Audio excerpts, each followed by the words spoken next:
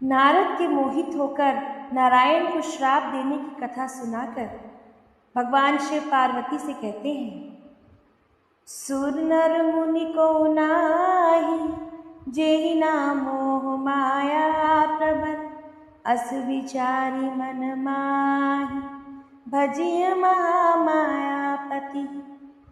देवता, मनुष्य और मुनियों में ऐसा कोई नहीं है जिसे भगवान की महान बलवती माया मोहित ना कर दे। ऐसा मन में विचार कर उस महामाया के स्वामी प्रेरक श्री भगवान का भजन करना चाहिए। अपर हेतु सुनु सैल कुमारी कहूँ विचित्र कथा विस्तारी जेहि कारण अज अगुन रूपा ब्रह्म भयउ कौशलपुर भूपा।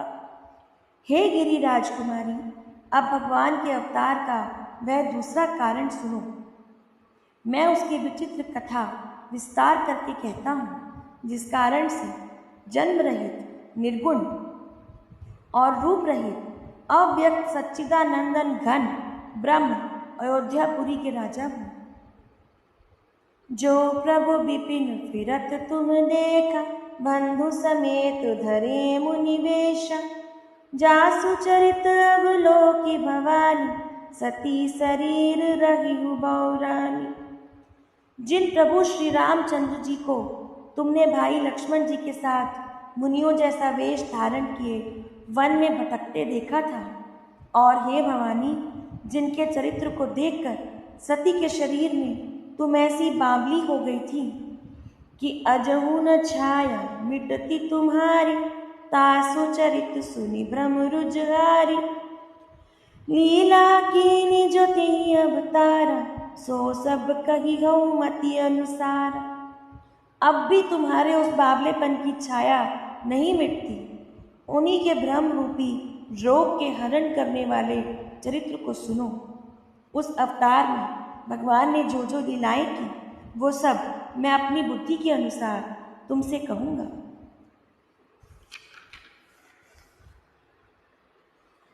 भरद्वाज सुनि शंकर वाणी सकुचि सप्रेम उमा मुस्कानी लगे बहुरी बरने विष केतु सो अवतार भयउ जेहि हेतु।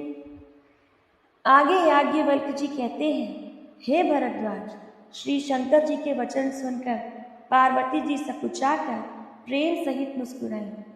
फिर वृषकेतु शिव जी जिस कारण से भगवान का ये अवतार हुआ था उसका वर्णन करने लगे। सो मैं तुम सन कहूँ सब सुन मुनीस मन लाई राम कथा कलिमल हरणी मंगल करनी सुहाई। हे मुनीश्वर भरद्वाज, मैं वह सब कथा तुमसे कहता हूँ, मन लगाकर सुनो।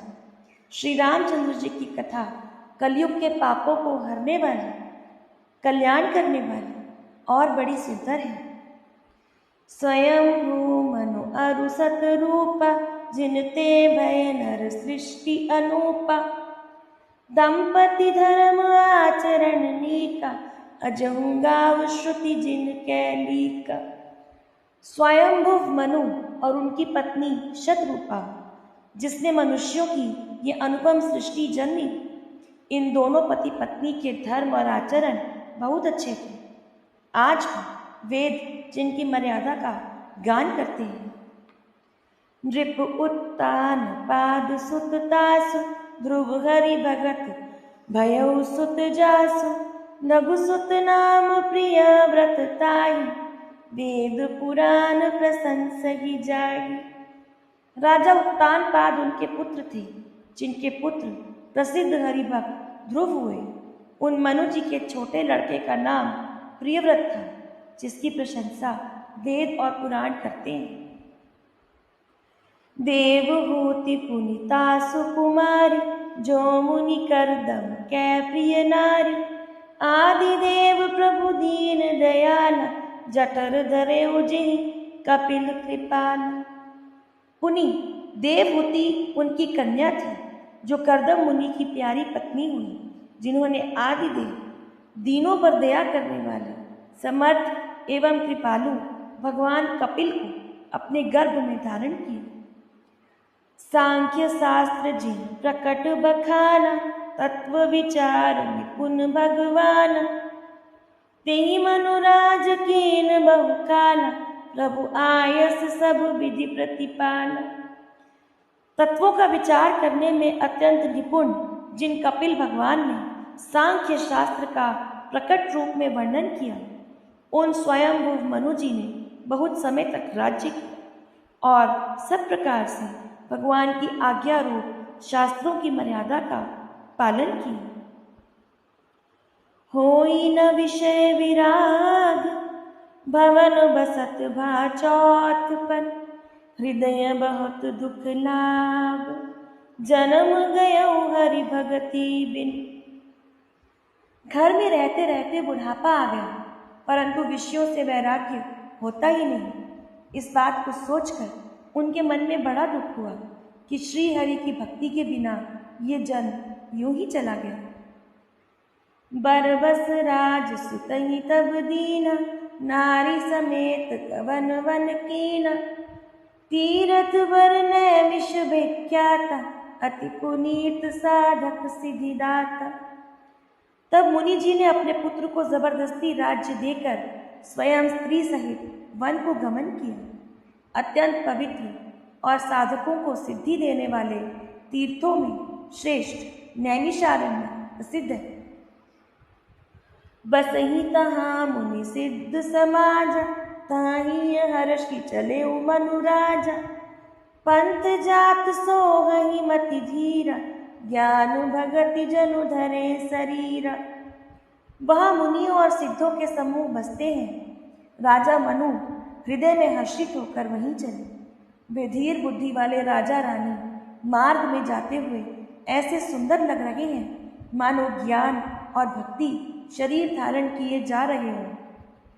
पहुँचे जाई धेनुमति तीरा, हर्षि नहाने निर्मल नीरा।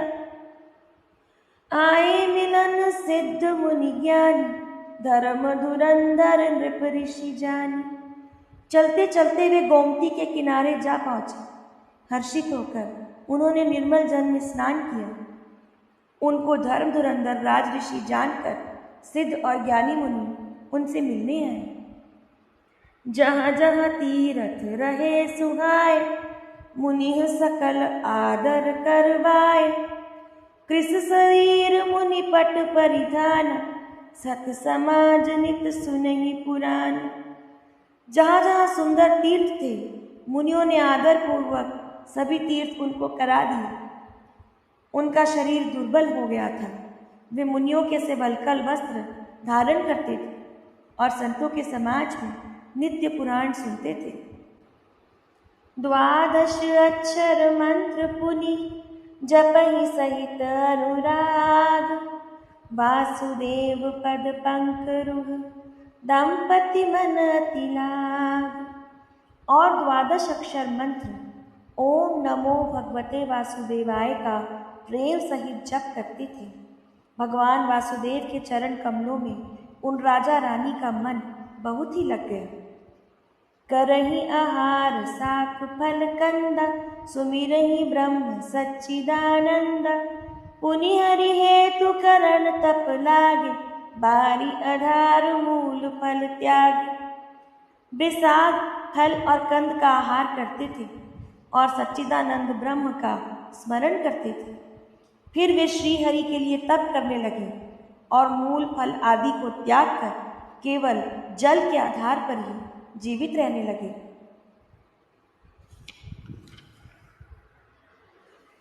और अभिलाष निरंतर होई, देखिए नयन परम प्रभु सोई।